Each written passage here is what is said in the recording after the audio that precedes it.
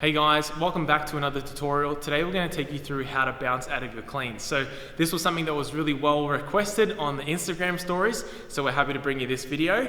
Today we're going to work on 3 things that I think make up a really important part to bouncing out of a clean. It's not just receiving the weight and then jumping out of it into an easy clean. There's a lot of things that go into making an awesome clean. So one of those is having a really good pull. So it's really important that when you are doing your pull, whether it's a power clean or a full clean, you want to make sure you're doing that really hard drive. And that's something that's really important and something that gets forgotten when people are trying to bounce out of their squat clean.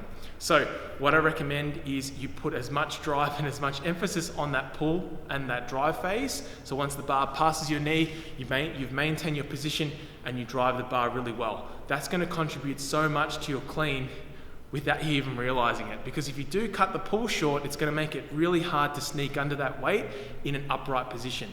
And that's my next point. So the second point is being upright and being in a tall, chest up position, ready to receive the heavy clean. So if you have to cut the pull short, or you do engage your arms early and the bar's not flying up, or you have a habit of diving under the bar with rounded shoulders, it's going to make it really, really hard to bounce out of that clean because your body position is not going to be in a powerful and strong position that we need it to be in. So that's the second point.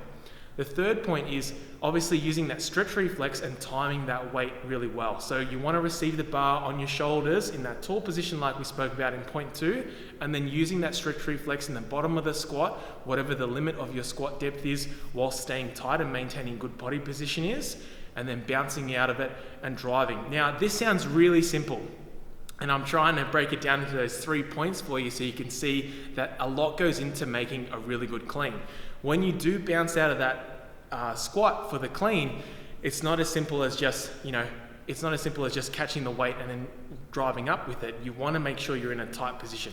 So what I recommend working on is practicing those light front squats and working on that bounce. A slow and controlled squat is something that is favorable for building strength, and working on that eccentric phase is something that's really important into your training, but we also want to practice dropping into that squat and feeling secure with that heavy weight. So that's something that you might want to practice, and we recommend doing that with a light weight. The reason why we want to bounce out of these cleans and make them as weightless as we can is it's going to tire you out for that jerk. And we want to make that jerk as easy as we can, because obviously if we have tired legs and the clean's really hard and you have to grind out of it, you're going to not have, that confidence to drive that weight overhead in a split jerk, but also you're going to feel fatigued in your lower body, your back's going to be fatigued and your core's going to be fatigued for when it's time to drive that bar up in a jerk. So that's something that is really important to your weightlifting.